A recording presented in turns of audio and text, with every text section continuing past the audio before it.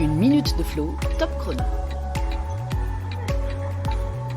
Ce matin, j'ai envie de mettre en lumière Nathalie Iannetta. Elle a écrit une tribune sur Le Monde, en reprenant le titre d'un documentaire d'une autre journaliste « Je ne suis pas une salope, je suis une journaliste ». Et elle continue « On ne veut détruire personne, on veut juste déconstruire un système ». Ce qu'elle dénonce, et ce que dénoncent les femmes, c'est la domination masculine qui gouverne la société. Alors, domination masculine, est-ce que ça veut dire qu'on déteste les hommes? Après tout, sincèrement, excusez-moi, mais je serais bien placée pour avoir eu des velléités ou des envies de développer une rancœur, une forme de misandrie.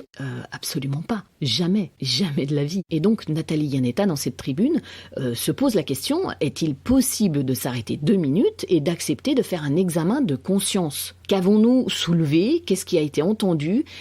Qu'en reste-t-il? Pour elle, ce sont les questions essentielles. Ces journalistes ont soulevé un système et il a été entendu tous des salauds. Il en reste le procès d'un seul homme. Et pour elle, c'est une défaite sur toute la ligne. Il faut être lucide, il faut être déterminé. C'est un constat. Mais elle le dit, quand un homme se comporte mal, c'est un problème de comportement. Et quand ce comportement est couvert par un système, ça devient un problème de système. Et on a tous, femmes comme hommes, connu un problème en lien avec un système. Où est-ce que ça me fait tilter? Forcément, ça me fait tilter dans mon identité de femme ayant eu un passé d'enfant violé. Voilà. Ça s'est posé. Mais ce que je trouve intéressant, c'est que dès que des femmes dénoncent à travers les actes d'un homme, qu'elles nomment via des procès, il en ressort que c'est une salope. Il y a un jugement.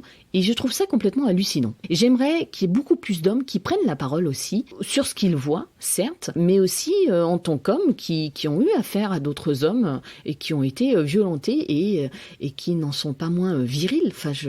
Est-ce que lorsque j'entends un homme parler de violence qu'il aurait subie, je l'estime moins viril? Mais absolument pas. En tout cas, ça m'a fait réagir sur ce plan-là. Je me dis, qu'est-ce qui fait que les hommes prennent moins la parole? Allez-y, quoi. Foncez.